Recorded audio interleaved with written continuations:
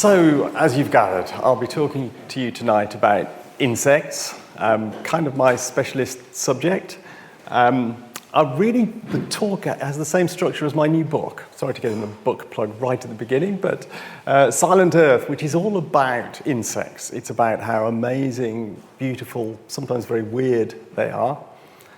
It's about how important they are, the sad evidence that they're declining and why they're declining, and what we can all do about it. So there is a bit of a depressing bit in the middle of my talk, but bear with me, please don't fall asleep or walk out. The end is more cheerful. And there are things to be positive about. Okay, so where do you start? Insects is an enormous topic. Insects make up the bulk of life on Earth. More than 2/3 of all known species are insects. So I thought I'd start right at the beginning. This is an artist's impression of the Earth. When insects first appeared about 480 million years ago, so nearly 500 million years, they were the first, pretty much the first creatures that we know of to crawl out of the sea and colonize the land. And they were the first animals to really make a success of life on land. They evolved a waterproof cuticle so they could survive even in deserts. And some of them evolved the ability to fly. They were the first creatures to fly on the planet. Also, actually, incidentally, probably the first creatures to make noises, to sing, to chirrup, to buzz, and so on. Back then, the oxygen concentration in the atmosphere was higher than it is today. So some insects grew much larger than any around today. And there were dragonfly-like creatures with wingspans of about 80 centimeters. Imagine these giant things zooming through the early skies. Must have been extraordinary. Anyway, in the 500 million years, they've speciated into an extraordinary diversity of different shapes and sizes and colors and life histories and so on. Just remarkable. Even in the UK, we have an extraordinary diversity of weird and wonderful insects if you take the time to look for them. So I thought I'd start off by just showing you some pictures of some interesting insects. Nothing more taxing than that. So here we are. Isn't that a lovely creature? Very sweet. This is an acorn weevil. It's a British species. Weevils are a type of beetle, and beetles are the most successful family of organisms on the planet. Just the weevils alone, there are 97,000 known species of weevil on our planet. There's a famous quote, there's an evolutionary biologist called JBS Haldane, who died a few decades ago now. But he was once asked in an interview what his studies of evolution had taught him about the nature of God. And he was an atheist, so his probably facetious response was, he must have an inordinate fondness for beetles. Obviously, he spent a very long time making them, if you believe that he did. Anyway, let's move on.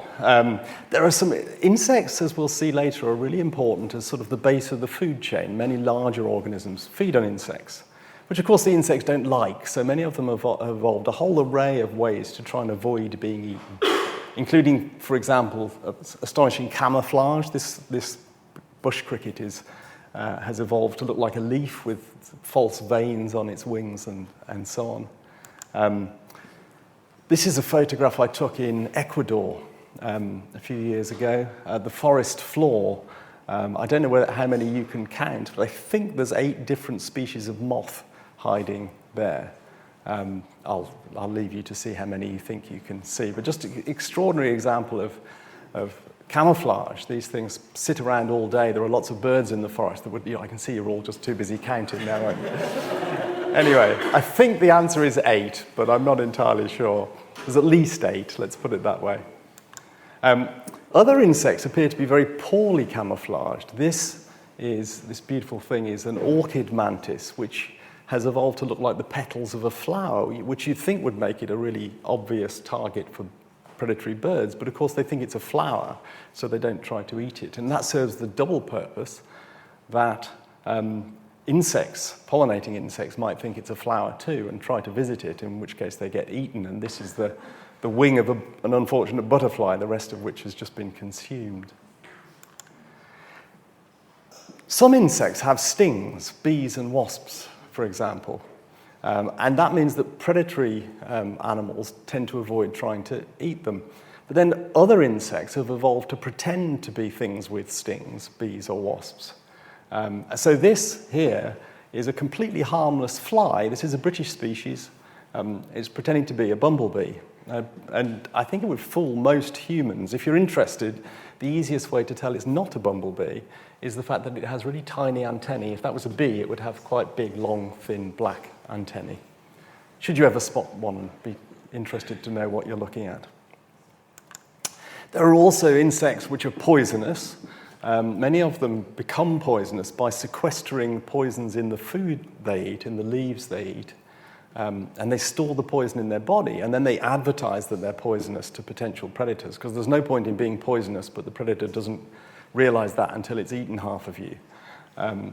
So, for example, this cinnabar moth is a British species. I get them in my garden. They're very common. It eats ragwort, and ragwort is famously poisonous to animals. And the cinnabar moth caterpillar sequesters the ragwort poisons in its body, and then it advertises to the world, coincidentally using exactly the same warning coloration as a bee or a wasp, saying, "Don't try and eat me, you'll be ill if you do." These are some other beautiful poisonous insects I've seen over the years. There are also just some weird insects, and we have really no idea why they look like they look. This is a little plant hopper, relative of an aphid or a frog hopper, found in Central America, and it exudes little strands of wax out of its bottom, which grow and grow and grow and look like a bundle of optic fibers. Really extraordinary. Nobody has the foggiest idea what possible purpose that might serve. They can, when they jump, they can drift a bit like a dandelion seed, so maybe it's a really odd dispersal mechanism, but no one's really sure. Some insects are just extraordinarily beautiful, but so small that nobody really notices them. So, for example, in the UK, we have half a dozen species of ruby-tailed wasps, which are absolutely stunning. And you will find them in gardens, parks, all over Britain. But most people have never seen one simply because they're only about 7 millimeters long. So it's really easy to overlook them. But what a beautiful creature. It looks like it should live in a rainforest or somewhere exotic. But no, you could probably find them around here. Just to finish off, there's even a shield bug that does a pretty good impression of a sort of jaundiced Elvis, but obviously not deliberate. Okay, my speciality are bees. I've been studying bees now for about 30 years. And bees evolved relatively late. So if you recall, I said insects first appeared about 480 million years ago. The first bees didn't appear until about 120 million years ago, which sounds quite recent in comparison. It's still in the middle of the age of the dinosaurs before, for example, Tyrannosaurus rex evolved, so quite a while back. Bees evolved from wasps. They're essentially wasps turned vegan. So the ancestor of the bees would have been a solitary insect, a solitary wasp, which made a little nest in the ground and stocked it with paralyzed prey. Could have been caterpillars or spiders. There are still wasps that do this to this day, and then laid its eggs on the paralyzed larder that it had stored. But the ancestor of the bees started using pollen instead of paralyzed prey items, and that basically became the first bee. And that seems to have been a pretty successful strategy. And just as the insects proliferated, so have the bees.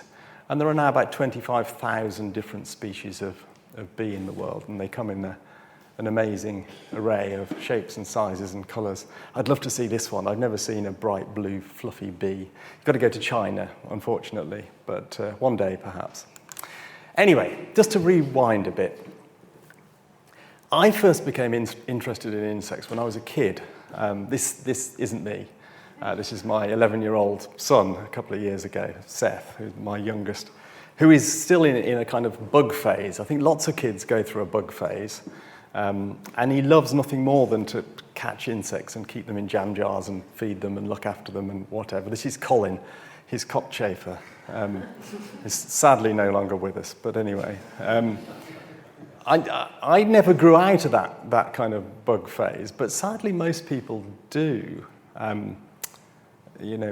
Most teenagers and most adults these days, their reaction to anything that buzzes near them is usually more fright than anything else. They flap around, they try to kill it, they think it's going to bite them or sting them, which is really sad. And I guess my mission in life now is to try and persuade people to love insects, or at the very least, to respect insects, because as we'll see in a little while, insects are incredibly important. Love them or loathe them, we need them. And they're in decline. So on to the dark and depressing part of the talk. I should say we don't have good long-term data on populations of most insects because nobody's counting them. There are too many species, too few people who can identify them to provide us with data. But some insects are quite well monitored, and probably the best of all are British butterflies, which have been counted in a national monitoring scheme by keen amateurs since 1976. And so here they've been divided into the commoner butterflies and the sort of rare habitat specialist butterflies. Both have declined by different amounts. Overall, butterflies in the UK are about half as common as they were in 1976. Now, coincidentally, I was 11 in 1976, the same age that my youngest son is now, which means that he is growing up in a world in which he sees half as many butterflies as the world I grew up in, which is quite depressing. But what I guess really concerns me is what will his children think is normal? Will they see any butterflies or bumblebees or other insects? It isn't just butterflies that are declining. We do have a whole range of data sets from different parts of the world, mostly from Europe and North America, for different insect groups. One of the best-known studies in this area came from Germany. It was published in 2017. I was one of the authors of this work, but I didn't really do a great deal to deserve that. Anyway, keen amateur German entomologists put these things called malaise traps on nature reserves all across Germany from 1989 onwards. And malaise traps catch flying insects. Most insects fly, at least as adults. And what this shows here is the daily weight, the biomass of insects caught per trap per day all across Germany from 1989 to 2016. And you can see the weight fell. It actually fell on average by 76%. So in 26 years, seemingly 3/4 of the flying insects have disappeared right across Germany, which is actually tallies pretty well. There's a study coming out tomorrow. I was asked to comment on a press release done in Kent, a splatometer test using cars, which asked people to count the number of splatted insects on their car number plate, which seems to show a very similar magnitude of decline. Actually, I had a strange experience relating to this paper. I mentioned, I think, it was published in 2017, and there was a lot of media interest around the world. I think it was the first time that there was a widespread awareness that there was a serious problem with our insects. And so I was in the pub, I was on my way to Dorchester to give a talk, and my mobile phone rang, and it was an Australian radio show. They wanted to interview me about this insect decline story in this paper. And they wanted to interview me in 10 minutes' time. I slightly panicked, thought, okay, I guess I can do that. And they said they'd bring me back. And then I thought, well, okay, the pub was really noisy. There was a jukebox playing. And I looked outside and it was raining really heavily. And so I thought, I'll go into the toilet and take the call in there. So I went into the men's toilet and stood there, and the phone duly rang, and it was the Australian radio host. And he said, are you ready to do the interview? And I said, yeah, okay. And of course, as soon as it started and I was live on air, it broadcast, I have no idea how many Australians were listening. Someone came in and started urinating rather loudly. And I had this horrible feeling that all these Australian people would think it was me that was... Anyway, the first question that the host asked was, so the insects, I won't do the accent, the insects are disappearing. That's a good thing, isn't it? I think it was a tongue-in-cheek kind of provocative question, but nonetheless, I think it does kind of exemplify many people's attitude to the disappearance of insects. Most people associate insects, bugs, creepy crawlies, they have negative connotations to most people. And therefore, if they're disappearing, they don't realize that that's actually a problem. Come back to that in a second. One more piece of evidence, in case I haven't convinced you yet. We don't, sadly, have any long-term kind of population data for bees of any type. We have started counting them in a similar way to the butterfly scheme, but we only started quite recently, so we don't have long-term trends. But we do have maps, and we can see what's happened to the ranges of bees over time. And I'm just going to show you this one example. It's a really lovely little bumblebee, a UK species called the shrill carder, so called because it has a slightly higher pitched buzz than most bumblebees. And once you've heard one, you can sort of get your ear in for it, and you can often detect there's one near you before you see it. Anyway, sorry, where were we? It used to be common all over the southern half of Britain, pre-1960, but as time has gone on, it's rapidly disappeared. I became interested in bumblebees and their declines in particular in about 2000. And at the time, this bee was known from about 6 little population clusters around the UK. I was, at the time, based at Southampton. And I wanted to see one of these bees for myself. So I went to Salisbury Plain here and spent the whole summer hunting for them and eventually found a couple of them and got really excited. But since 2000, that Salisbury Plain population has disappeared. And in the last couple of years, the one on the Somerset Levels seems to be disappearing. There's only a couple of bees been seen in the last few years. So this bee is still disappearing. It's going to go extinct pretty quickly if we don't do something about it. So these are not historical declines. They're happening now, and they're still going on, which we should be really worried about. Because, as E.O. Wilson said, insects are super important. I won't read his quote. E.O. Wilson, he died a few months ago, sadly, in his 90s. Amazing scientist and an ant specialist. Anyway, he basically said if people vanish from the planet would do very nicely without us. But if insects were to vanish, the environment would collapse into chaos, was how he put it. And he's absolutely right, and I just want to run through, in case you don't know, why insects matter. So I've already mentioned they make up the bulk of life on Earth.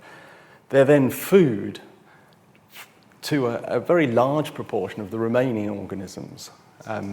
Things like many species of bird, and bats, and lizards, and frogs and toads, and freshwater fish, like trout and salmon, they all depend upon insects. So if the insects disappear, then they're going to be in trouble. And in fact, we've seen disproportionately rapid declines in organisms that eat insects. So these are 2 specialist insect-eating birds, the cuckoo, which likes to eat hairy caterpillars, and the spotted flycatcher, which, as the name suggests, likes to eat little flying insects. Birds are monitored more carefully and have been counted for longer than any insect group, since 1966 in the UK. And you can see both of these birds have undergone really dramatic declines. I remember cuckoos, the sound of cuckoos when I was a kid was common everywhere in lowland Britain. Haven't heard one this year, didn't hear one last year. They've, as you can see, 77% have disappeared. And much worse for the poor old spotted flycatcher, which again used to be a common kind of garden and parkland bird. But now you're very lucky if you see one. Rather terrifyingly, actually, the British Trust for Ornithology, who collate these data, they calculate the total breeding bird population of the UK and how it's changed over time. And according to their estimates, the number of breeding birds in Britain has declined by, on average, 92 birds per hour since 1966. Isn't that a terrifying thought? Every hour, 92 fewer birds. So insects are important as food. They do a whole bunch of other stuff. They're involved in more or less every ecological process you can think of. They're biocontrol agents of crop pests. Admittedly, the pests themselves are often insects too, so not all insects are helpful.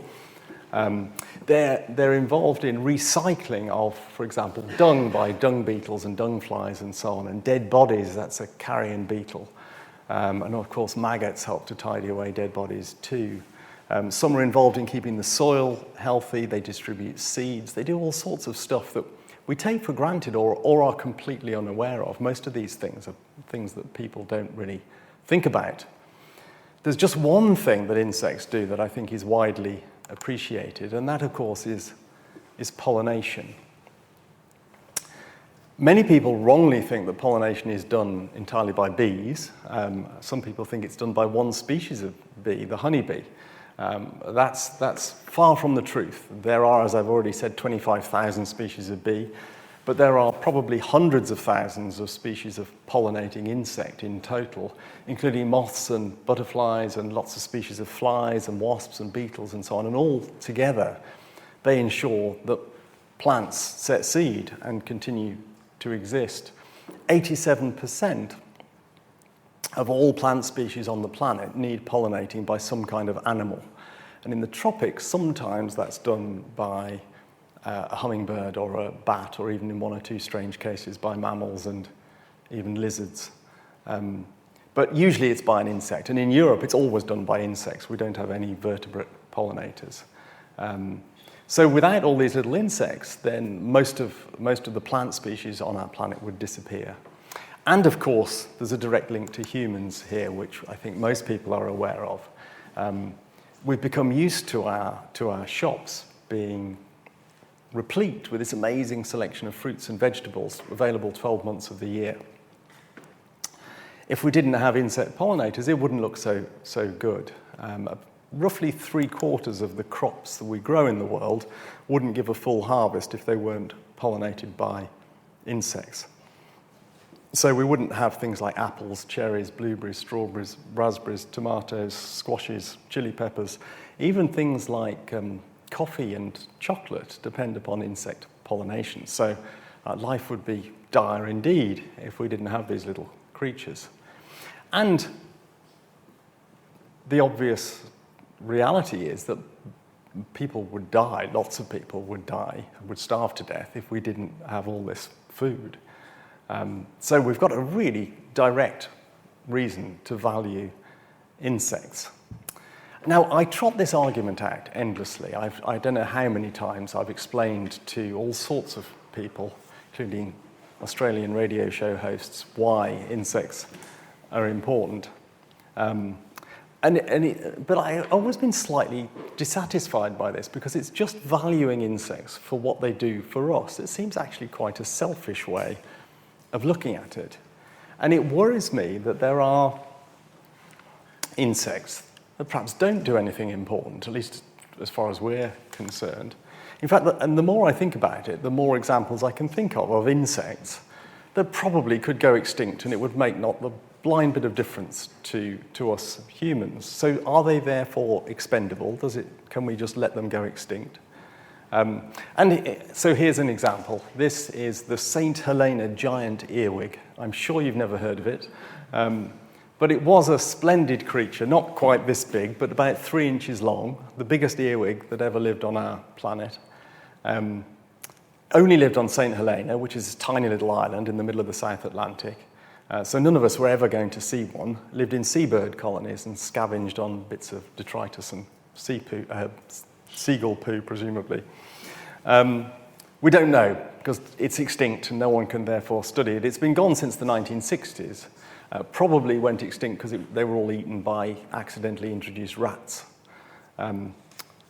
Anyway, there was no ecological disaster unravelled because there were no giant earwigs to clear away the seagull poo or whatever it was they did. St. Helena appears otherwise unchanged. But isn't the world a slightly sadder place because there isn't a giant earwig on St. Helena? I could think of examples much closer to home than that, but my point is that we shouldn't just value the rest of life on our planet if it does something for us. It just seems incredibly self-centered. Surely, most of these creatures have been around for millions of years, much longer than we have. Surely these creatures deserve a place on our planet as much as we do. I'm often asked, what's the point of mosquitoes? What's the point of slugs or wasps or whatever? You could turn it around and say, well, what's the point of humans? Or put it another way, just because we have the ability to wipe out other species, surely it doesn't give us the moral right to do so. I don't think it does anyway. Okay, so if we're going to reverse insect declines, we need to understand why they're happening. Actually, this is a big and complicated subject, and I could bore you for hours about it. Still, what probably the biggest driver is loss of habitat around the world. We're still burning down and chopping down rainforests and so on. Associated with loss of habitat has been the ever-increasing extent of industrialized agriculture and the pesticides associated with it, and that's a big driver, and I'll say a little bit more about that. But there are lots of others that I haven't got time to talk about, things like climate change, the spread of invasive diseases, and light pollution, and so on and so on. You just have to read my book if you really want to know. But I'll say a tiny bit more about habitat loss and industrialized farming. So I took this picture off the internet. Could be anywhere. I think it's South America, but it really doesn't matter where it was taken. There used to be a natural community living here. There would have been, who knows, maybe it was grassland, maybe it was forest. There would have been lots of different species of birds and insects and flowers. Now there's almost nothing. There's just a crop, an almost pure monoculture stretching to the horizon. We've scraped away all of the life that used to be there. And pretty obviously, that massively reduces biodiversity, and we're doing this on an ever bigger scale around the world. Now, this kind of agriculture is only really possible with lots of chemical inputs to control pests and to boost the fertility of the crop. And pesticide use continues to grow globally year on year. When I created this slide, the best estimate was that we were currently manufacturing and spraying about 3 million tons of pesticides onto our planet each year. Pesticides are basically poisons designed to kill something, maybe insects, maybe weeds, might be fungi, might be mollusks, but they're all toxins. Actually, this is already out of date. It's now about 4 million tons. It's gone up in the last just a couple of years. That said, we should think ourselves fairly lucky in Europe because in Europe there is a fairly strict pesticide regulatory system which has banned at least some of the worst chemicals. It's better regulated in Europe than anywhere else. If you live in North America, you might be accustomed to this kind of thing. This is a common way of applying pesticides in the Americas from a crop duster, which is incredibly indiscriminate. You can actually see the spray drift just going on the wind. Who knows where that will end up and what it will kill. Thankfully, we don't allow that here. But this is nothing compared to this. It might not seem quite so bad, but let me explain. In the developing world, there are very few restrictions on what pesticides can be used. And often, pesticides which are banned in Europe are still manufactured in Europe and sold to developing countries. So I took this picture about 3 years ago, just outside Calcutta. This guy has a small farm, about a hectare. He grows fruits and vegetables, and he sells them in markets in the city. It sounds like a really sustainable, nice setup, actually. But what he's doing here is quite chilling. He's spraying paraquat, which is a herbicide. It's a herbicide that's banned for use in Europe because it's really, really poisonous to people. If he were to accidentally swallow a drop of it, it will kill him. He's had no training in use of this chemical at all. He's using ancient spray equipment. I don't know what exactly this old brass pump is, and obviously he's just got a sort of plastic can around his neck with the pesticide in it. He's not wearing any protective clothing at all. If he was using pesticides in Europe, he'd have to be wearing a suit and mask and everything, but he hasn't even got shoes on, poor guy. The paraquat he's spraying was almost certainly made in Huddersfield, We still make most of the world's paraquat here and are happy to sell it to the third world, even though it's far too dangerous for our own farmers to use. It does seem astonishing hypocrisy to me. Just to finish off on ranting on pesticides, actually it's not entirely finishing off because I will come back to them once more later, but anyway. I just wanted to illustrate the scale of this. This is not just something that's happening locally on farms in one or two places in the world. There's a really interesting study that was done in Switzerland, which is sort of a citizen science study. Some Swiss scientists were interested in a particular group of insecticides called neonicotinoids. They became notorious because of growing evidence that they were poisoning bees, and they're neurotoxins that are really poisonous to all insects, in fact. It's a bit like Novichok for insects. It just takes a few billionths of a gram to kill an insect. What these Swiss scientists did was they put out a call as if for anyone going on holiday to buy a jar of honey and bring it back. And each of these dots represents a jar of honey. They screened the honey for these neonicotinoid pesticides. Now, the white samples of honey were ones without any pesticide in, but they only make up 25% of the dots on this map. So 75% of honey samples from all over the world, including even remote islands in the Pacific and so on, were contaminated with neurotoxic insecticides designed to kill insects, which is obviously really worrying for honeybees, but actually it should be really worrying on a much bigger scale than that, because the honeybees are picking up this poison by visiting contaminated flowers. If the honeybees are being poisoned, that means that the tens or hundreds of thousands of other species of pollinating insects all over the world are also all being poisoned, which is a pretty terrifying prospect given how much we need pollinators. Okay, so enough doom and gloom. What can we do about all this? There is good news here. So lots of environmental stories are deeply depressing because partly at least because you feel so helpless. You know, when you see the news footage from the Amazon of, Bolsonaro allowing forests still to be burnt down and so on, it's just so depressing, and you don't think you can do anything about it. But with insects, they live all around us. They live in our parks, they live in our gardens. Most of them haven't gone extinct yet, and they can recover really quickly, much faster than pandas or rhinos. Just give them the right circumstances, somewhere to live, something to eat, and they can proliferate really fast. So we could enable them to recover, or at least many of them.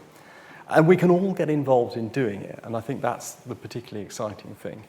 So what do we need to do? Well, very crudely, sort of 4 different things we need to do, and I'm going to talk a little bit more about these. We can make our urban areas more insect-friendly, more wildlife-friendly. We need to think about farming and how we can make that more wildlife-friendly. I think we need to put back some of our beautiful flower-rich meadows that we used to have. Britain had, in 1930, we had about 7 million acres of lowland hay meadows, which look like this, full of flowers. By 1987, we'd destroyed 97% of that habitat. It was just swept away and replaced by silage fields, which are monocultures of ryegrass. But we know how to restore it. There are projects ongoing right now with replanting this beautiful habitat. It can be done. We can't probably do it everywhere. We do need to grow crops and so on. But we could certainly put back some of what we lost. And we need to stop spraying so many pesticides, as I've already explained. So let's focus on gardening. You might think that gardening for insects is a bit trivial in the grand scheme of things, but I don't think it is. There are about 22 million gardens in the UK, which collectively cover an area of about 1 million acres, about 400,000 hectares. And that's it, excluding the parks, the road verges, the roundabouts, the cemeteries, and all the other urban green spaces. Just imagine if most of the gardens in Britain were wildlife friendly, and we could get the councils on board so that the road verges were all full of flowers and the roundabouts were full of flowers and free of pesticides and so on. That would be a national network of insect-friendly habitat. That would really make a difference. And what's more, it's achievable in quite a short space of time, and it's already happening. There are lots of people who want to invite more nature into their lives, into their gardens, into their local park, and actually doing it, choosing plants deliberately to encourage bees and so on. And there are councils coming on board, changing their mowing regimes of road verges and so on. So this is actually already happening, and I think that's really exciting. It isn't just a sort of crazy pipe dream of people like me. As you can probably tell, I'm quite excited about this, and I've written books about it. Sorry for another book plug, but there you go. Garden Jungle and Gardening for Bumblebees, if you want to know more about the detail about how to invite nature into your gardens. Of course, inviting nature into our gardens, as well as looking after nature, it has a sort of second purpose, that it means that kids can grow up in a world where they encounter bees and butterflies and so on, which I think is really important. It's amazing how much life can live in a garden, even a small garden. There's a really interesting study from Leicester. There's a lady called Jenny Owen who wrote a book called The Wildlife of a Garden. She only had 1/8 of an acre, so a pretty small garden, quite close to the centre of Leicester. But she spent 35 years cataloguing every species of animal and plant she could find in her little garden. And after 35 years, top marks for dedication, her species list was 2,673. Isn't that extraordinary? I would have guessed that would be the sort of number of critters you might find in a bit of rainforest or something, not in the middle of Leicester. So it just goes to show, we can all have thousands of species living around us if we just have a little bit of space and manage it the right way. So what is the right way? Well, it's quite a big topic, and I haven't got time to go into lots of detail. The first thing people think about is, what plants should I grow? And as a crude rule, old-fashioned kind of cottage garden herbs, biennials and perennials tend to be good, and native plants tend to be good. If you want to know more, I've got lots of YouTube videos as well as the books which talk about the different plants that you might grow in your garden. Should you be interested, check them out. Wildflowers. So there's been a number of scientific studies which show that on average, native plants tend to attract more insects, more wildlife than non-native plants. And that shouldn't really surprise us because native plants and our native insects have co-evolved together over thousands of years. So if we could all grow a few more native wildflowers in our garden, that would certainly help. Which brings me on to the subject of weeds. These are all ways that we can get more flowers back into urban areas. And number one for me is trying to persuade people to be more tolerant of certain plants which for some reason we have branded as kind of undesirables. We've called them weeds. Well, the word weed is a kind of artificial concept. It's one man's weed is another man's wildflower. So things like dandelions,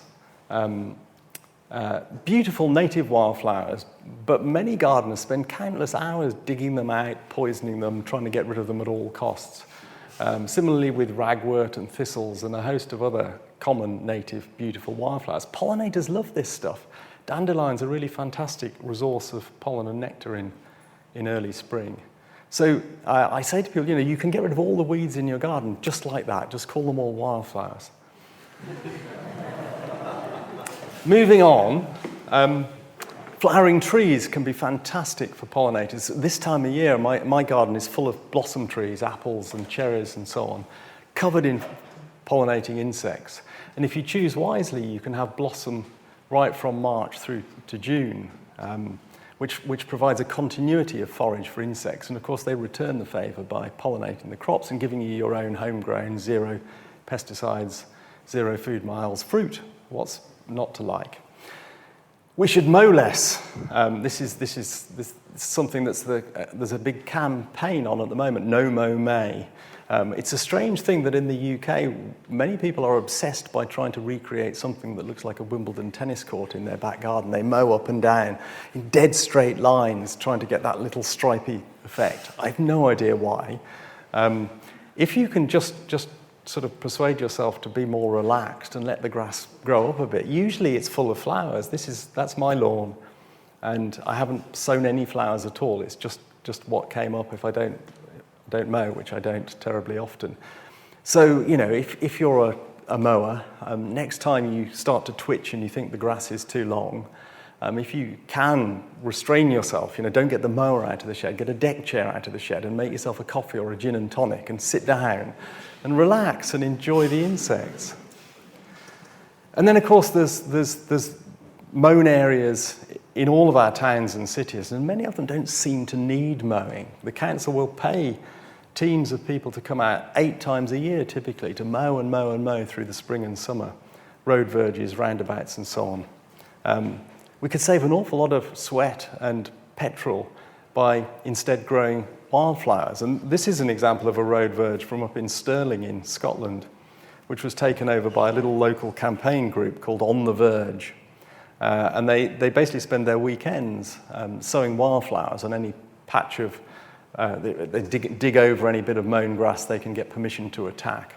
And at the last count, I think there's got 94 patches like this. There's roundabouts and road verges. They've got one next to a rugby pitch, one in a primary school field, and even a patch of wildflowers in the local women's prison in Stirling. Wouldn't it be great if every road verge all around Britain looked like that? That would really help, I think. Instead, what you see all too often in our cities and towns is this kind of thing. You can probably guess what this is. This is vegetation that's been killed with herbicide. You see this all over the place. Once you've got your eye out for it, this horrible dead yellow vegetation. That was just a bit of grass growing around a tree. What harm was it doing? It probably didn't support terribly much life, but there would have been a few insects in there. Now it looks dead. Does that look better? It looks awful to me. I just don't understand why local councils, they employ teams of people to drive around the streets looking for something green and killing it. It doesn't make any sense to me. Aside from being kind of seemingly just needless environmental vandalism that we pay for through our taxes, there's also a more sinister aspect to this, which is that the chemical used is almost invariably Roundup, which is based on a compound called glyphosate. And there's pretty clear evidence, disputed by the manufacturers, of course, but pretty clear evidence that glyphosate causes cancer in people, particularly people who use it as part of their occupation, like the people who sprayed this. And yet, we're happy to spray it on children's play equipment in parks. It just seems completely bonkers to me. I personally think we should ban urban pesticides completely. We should stop them being sold to gardeners and the local council. And if you think that sounds quite extreme, France have already done this. In 2018, they introduced a law that meant only licensed farmers can buy any kind of pesticide. So Paris is now pesticide-free. And it hasn't been overrun with dandelions and giant cockroaches. It still seems to be fine. If Paris can do it, why can't London do it? Why can't the whole of Britain get rid of these things in our gardens and parks? We just don't need them. Okay, I've just got a couple of minutes to say a tiny bit about farming before I wrap up. So we can make urban areas good for wildlife, and that's really exciting and is happening, but it isn't going to solve all of the problems. The urban land doesn't cover enough of Britain. By far the bigger area is farmland. 70% of Britain is farmed, and most of that land is pretty hostile to life for the reasons I've already discussed. But I think many people accept this kind of industrialized farming as a necessary evil, if you like, the only way we can feed the ever-growing human population. I actually think that this approach to farming isn't sustainable, and if we carry on, then people in the future will starve. Because of at least 3 reasons. Firstly, this sort of industrialized approach to farming is undermining its own basis by wiping out the biodiversity that it depends upon. We need the natural enemies of crop pests to control the pests. We need the pollinators to pollinate the crops. And yet, this type of farming is wiping out those those creatures it depends upon. It's also doing terrible damage to soil. There was a recent report from the United Nations that 40% of the world's soils are already badly degraded. What will future generations grow their food in if there's no decent soil left? And finally, food production, this kind of industrialized food production, produces lots of greenhouse gases. About a third of all greenhouse gases come from food production, one way or another. And we all know that we have to rein in climate change. So we can't carry on doing what we've been doing up till now, I don't think. So what should we do instead? Well, it's kind of interesting, I think, to just think, what would we want from our farming system? It obviously needs to produce enough food to feed everybody, ideally to feed everyone a nice, healthy diet, which actually the current system fails to do.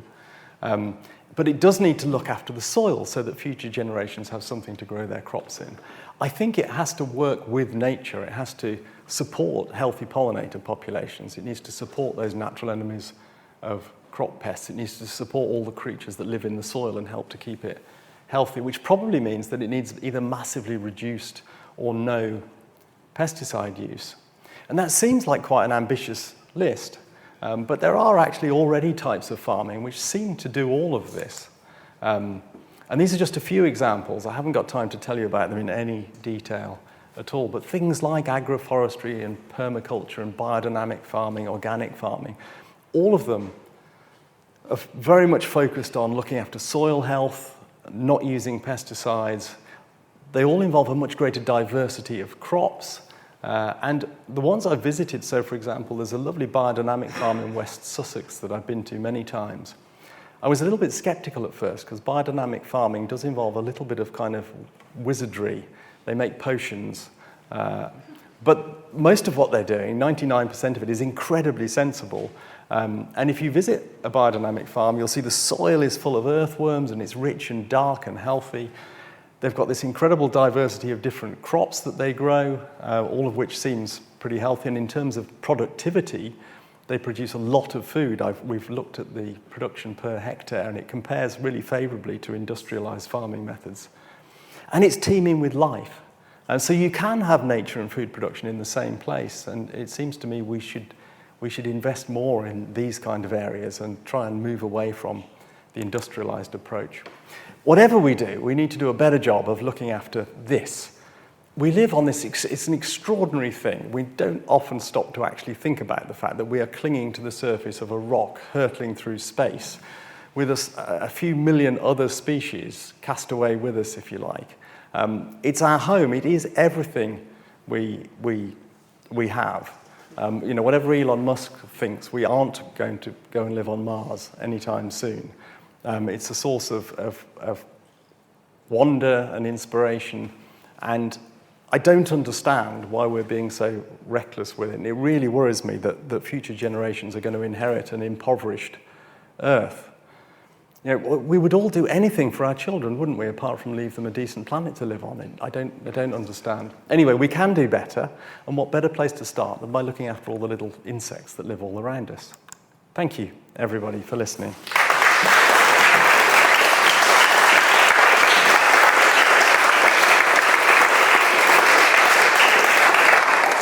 Villages which compete in the Village in Bloom events seem to choose geraniums, begonias and busy lizzies, etc., or double blooms which are of no use to pollinators, whilst at the same time weeding the verges for neatness. How do we raise awareness to change this?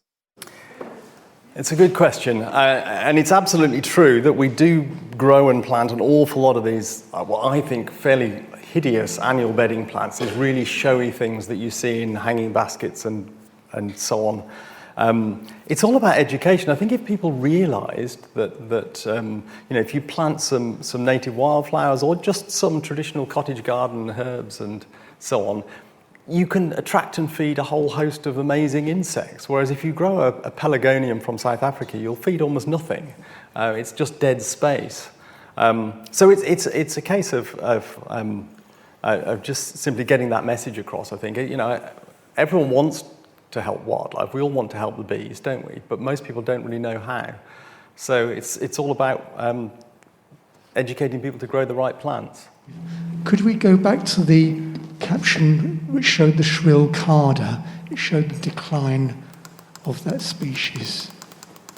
I remember seeing that it was left concentrated in the Thames estuary and the west of England. Why is that, please, in those areas?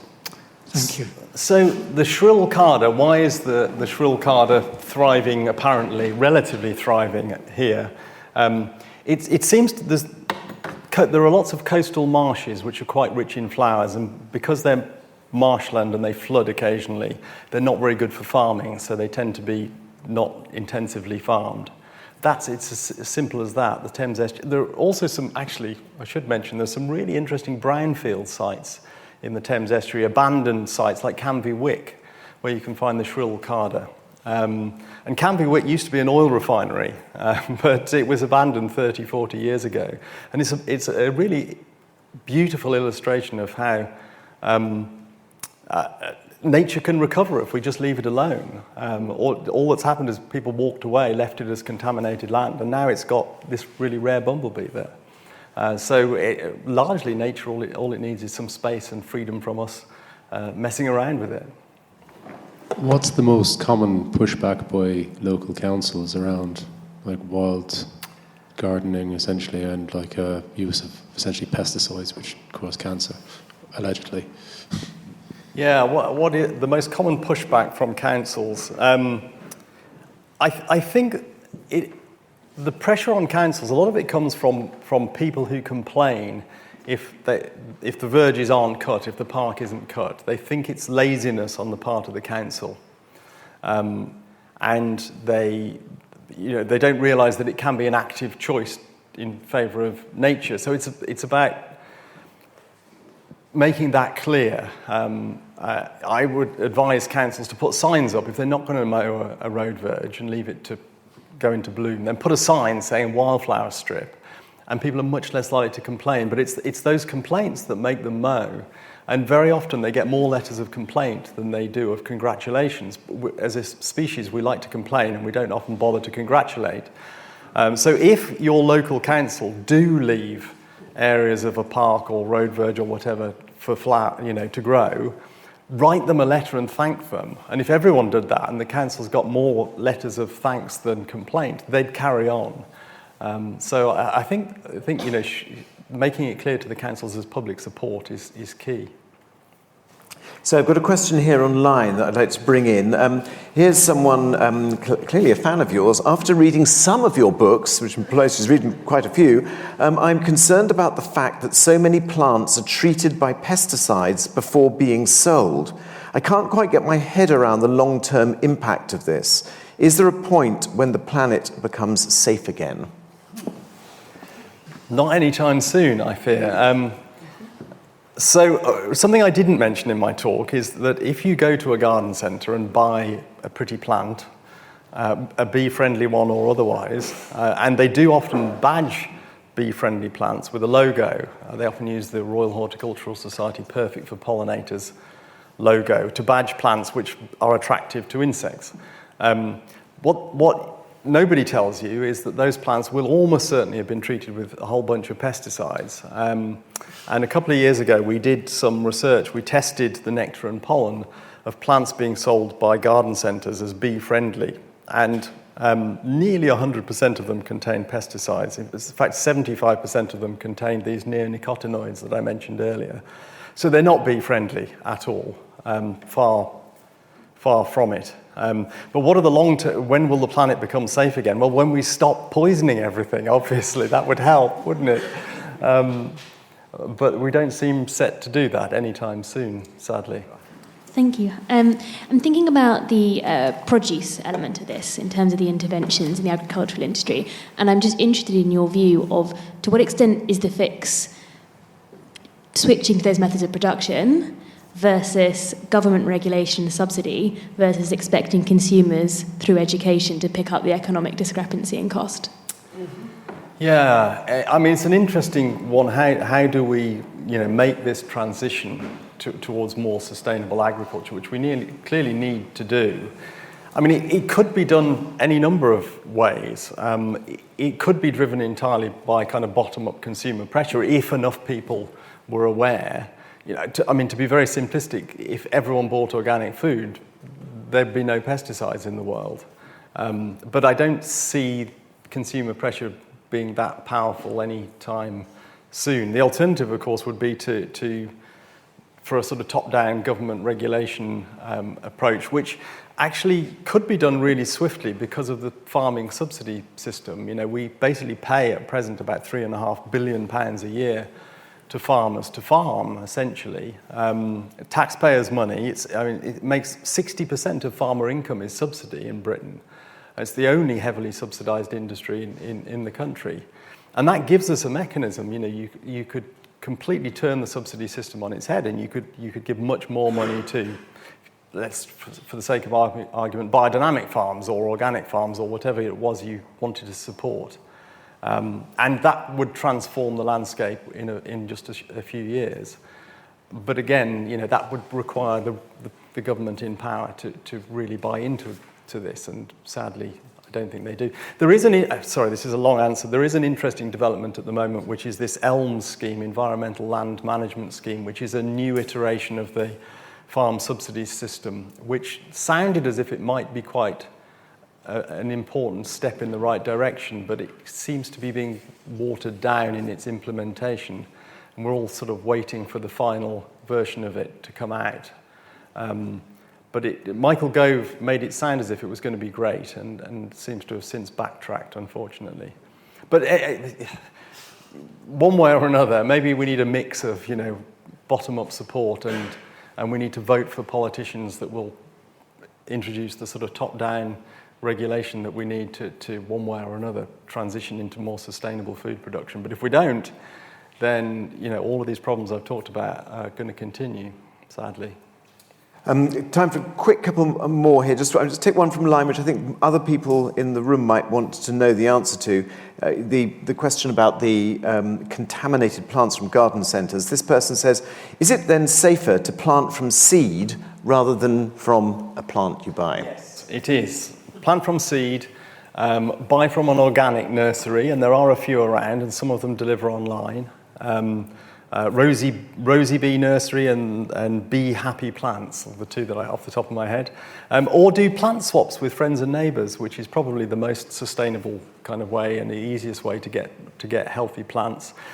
Look over your garden fence. If your neighbour's a gardener, they'll happily give you bits and pieces of surplus plant. And what thrives in their garden will thrive in your garden. So it's much better than going and spending a fortune in the garden centre, buying a whole bunch of poisonous plants grown in a peat-based compost in disposable plastic pots, which is basically what garden centres are all about. It's more of a comment, really. So I am a councillor in Southwark, and since I got elected, I've been pushing to improve biodiversity. And what I would do is encourage everyone in this room to write to your local councillors and your cabinet members and make it clear that you don't want them to use glyphosate in particular. What we've done on the estates in Southwark, where I'm a councillor, we've encouraged them to not use any pesticides and not mow for a couple of months, not just during No Mow May, or whatever it's called. And I just wanted to thank you for your brilliant book, The Garden Jungle. As a consequence, I've set up a little organisation in Southwark to try and rewild 1 square mile, and we're getting different organisations involved. So I just wanted to thank you very much for that brilliant book. Thank you, and hear. Yes. Tremendous, ladies and gentlemen, to end on an absolutely positive note. I'm sure Professor Goulson would take more questions from those of you in the room afterwards, but it's 7 o'clock, so we must end, and I'd like to thank him very much for a tremendous talk. Thank you very much.